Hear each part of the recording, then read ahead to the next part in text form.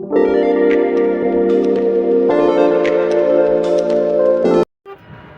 channel ma'am. Welcome back to my another video. Channel ma'am, madu ay ngasi se last moment niya na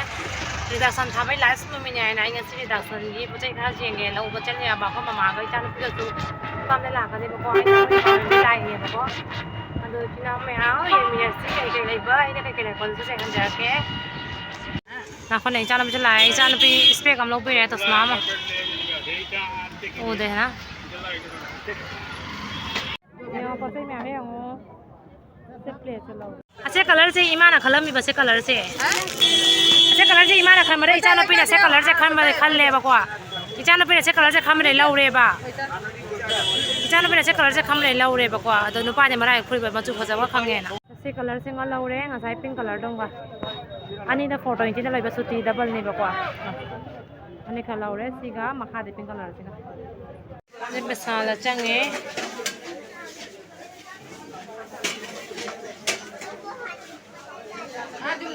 ai glass cho ka pam ये वो मखा floor नीचे ना कोई second floor का रे counter दरानी है तू छाड़बो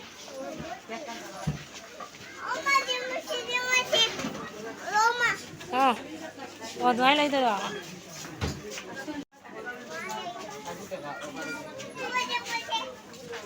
hay tre không thấy là hai biết rồi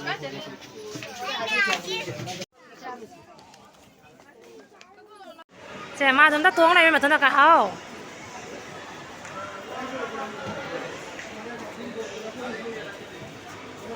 bây giờ giá đâu mua sang nghe gì bị sال là rồi thế nào con nên cái không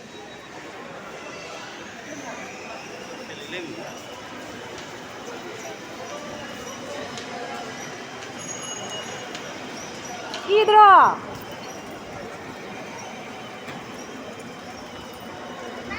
Hả?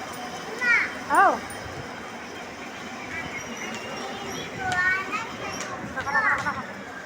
Đây nó sẽ về hả?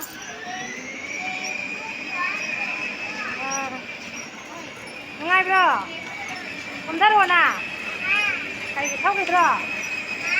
Thóc đi bro. Enggak ada ada. Punya cangkoi ka? Oh, tahu. Lấy mama đi.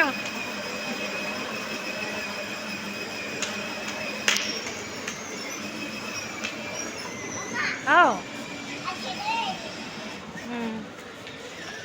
Có ai bro?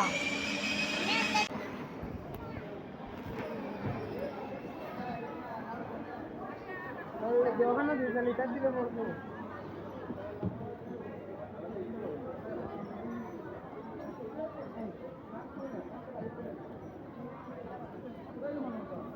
Đi chào rồi mình nhá.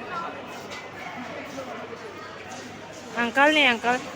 Mỗi nhà nào tung hàng cái này. Đi mà rồi cái em tung cái mấy cái blue color cái này sẽ cái tung rồi tôi bằng ngang ca cái này mà tôi mà xào. Chứ một thầu cái dòng xin là sẽ cái này sẽ rau nó không đó. Lupa jam hai ba ama sina round ni lupa jam khai sinau mayam ai huji yumda yore ba ko huji wai tai jore ba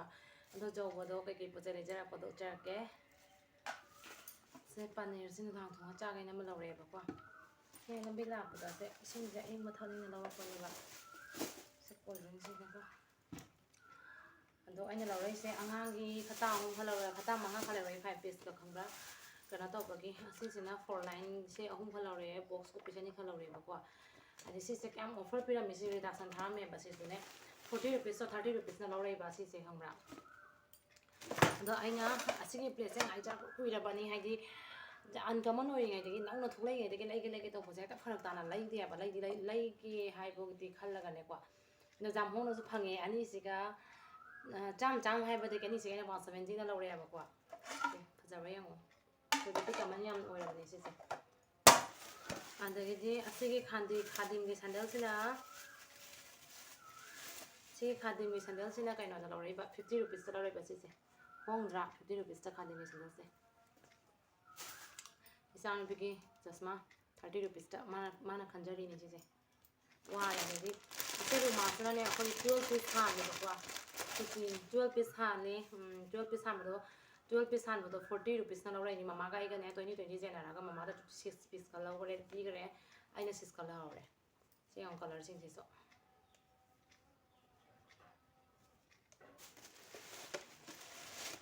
लसिना से घड़ी सिना 150 दा लौरपा 150 दा आइना मांगोना थेपे खनबदो जेगानी कदोना थेपा अदि असिसिना 30 rupees ना लौरे से खाबेसे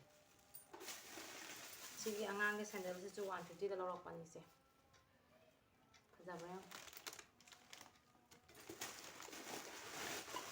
अदि अम्मा तारने सिना असिना बिसाल लगी लौरपनी बको बिसाल जंगु सिना buy one get one free ने अंगांगे संगो थपैने लौरपनी बको अदो सिसिना 40 rupees अमा लौबदा अमा फ्री से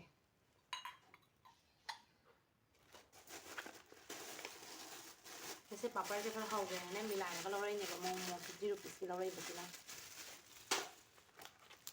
ऐसे अचापो जो अमा लौबदा अमा फ्री ने buy one get one free ने तो ममादा म पीगरे अंगांग रानी पुट लय बको इपामदा आइना म पोरे जैसे लाइटर से अमा लौरे से लाइटर से 69 से बिसाले लौरपनी अदो बगी थी असे ना मोई जासन थाबा मफम ने लौराई ने बको असे इचाना भी फ्लॉग में फजाबरे यंगो असे 80 नरा 90 नरा लौरपनी कावरे अदो से इंधम जा जौरबनी ना सुम खंगाव हापेन से लौबिरे मा फ्लॉग से सेटुय यादे से अइना तुमिने लौरपनी बको मा जु सावी फ्लॉग मयाम जेंगे ना मा सुमाने खंगाव हापिरा से चनिंगे बसे अमदा कानो अइना लौरबदुबो 70 तौना लौरैबा अमदा 50 पीगे यादे चावरबनी ना ने हाना पीङै दोदि 50 ना जामी से मरी से लौबिरे लाइन से स्प्रिंगल तरा पिना लौराई 10 rupees कइना आइगी रूम गिफ्ट ने खिड़की मचागे ने विंडो मचा दो पर्दा दो स्प्रिंग ना तो ये तत खरे आप को तो सिसे म लौरक पैना अदे से टिफिन से 100 कोन ये पुना मक 100 ngata से येंग से को हांगोगा ये स्टेप अनि ने तो हांगदो रोय के को थेने भाई हलक पदी को अदे से रिडक्शन दे लौरपनी काइना सिना 150 को सिना 150 प्लाजो से आई व्हाइट का नंबर सेट कर लिबा व्हाइट का ब्लैक का अदे असी सिना 100 ता लौरपा सिना 100 ता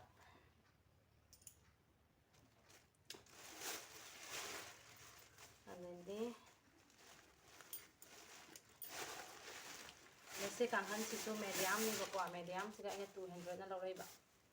फजाबरे हम कलर से हाइब्रम कांगन से अदबगी लास्ट नुपी के याम इंपोर्टेंट होबा पोत थादोक यादबा पोत नि हाइ से दो आइने बिसाल जपदुगा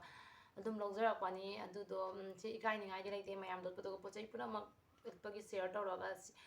असुम से पदा करी काइनिंगाइ लै को हादि सिदि नुपी के याम इंपोर्टेंट होबा पोत नि अदो आइगी इनर आइदि से आइगी ब्रा अनि कलौरे बको से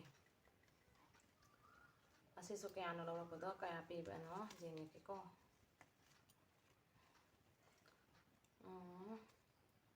69 पिनानी कलौरपको से येंगो 69 पिनानी कलौरैनी सिगसे येंगो पोचे फैबको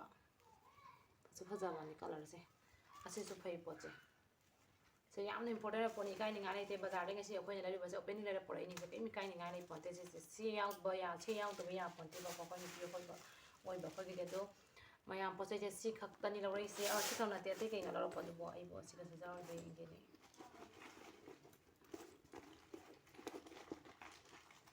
से लेतेंगी ने पुलिस से कलर से मनोरे फजावे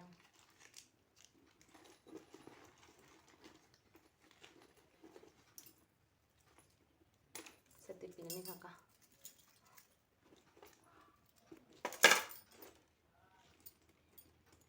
अदो इना मैं वीडियो से मतंग से लोसनजरगे वासु वारे सासे फ्रेश तौरगे तो